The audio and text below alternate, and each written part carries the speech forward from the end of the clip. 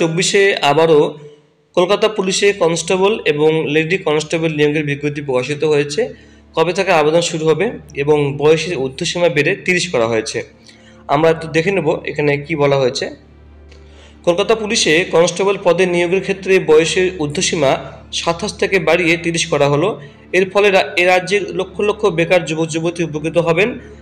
লোকসভা ভোটের মুখে 27 February West Bengal police recruitment board Kolkata পুলিশে মোট 3734টি কনস্টেবল পদে নিয়োগের জন্য বিজ্ঞপ্তি জারি করেছে। এই বিজ্ঞপ্তিতে বলা হয়েছে জেনারেল চাকরি প্রার্থীদের ক্ষেত্রে বয়সসীমা 30 হলেও SC ST চাকরি প্রার্থীদের ক্ষেত্রে 5 বছর বাড়তি ছাড় মিলবে।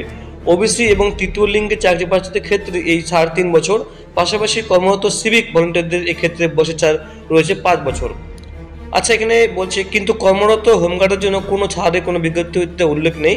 এবার কলকাতা পুলিশে 3464 জন পুরুষ এবং 270 জন মহিলা কনস্টেবল নিয়োগ করার সিদ্ধান্ত নেওয়া হয়েছে। তাৎপর্যপূর্ণ বিষয় হলো এবারের নিয়োগে কলকাতা পুলিশে কর্মরত সিভিক ভলেন্টিয়ার ও হোমগার্ডের জন্য কোটা থাকছে, কিন্তু তবে 3 বছর চাকরি হলে তবেই কর্মরত সিভিক ভলেন্টিয়ার ও হোমগার্ডরা আবেদন করতে পারবেন। উল্লেখ্য, 11 বছরের বেশি সময় ধরে কলকাতা পুলিশে কনস্টেবল নিয়োগ বন্ধ ছিল, ফলে কলকাতা থানা, ফাঁড়ি, ট্রাফিক কাজগুলিতে সিভিক ভলেন্টিয়ারদের কাজ চালাতে হয়েছে। লোকসভা ভোটের মুখে নিয়োগ বিজ্ঞপ্তি একদিকে লালবাজারের কর্তাদের কাছে স্বস্তির খবর, কেননা দীর্ঘদিন কনস্টেবল নিয়োগ বন্ধ থাকায় কলকাতা আর্ম পুলিশের ব্যাটালিয়নগুলিতে কনস্টেবলদের গড় বয়স বেড়ে গিয়েছে। পাশাপাশি এর ফলে কলকাতা সহ রাজ্যের প্রত্যন্ত জেলার লক্ষ লক্ষ বেকার যুবক যুবতী উপকৃত হবেন। বন্ধুরা, এবার যে বিজ্ঞপ্তি প্রকাশিত হয়েছে এটা আপনাকে দেখে দিচ্ছি একটু।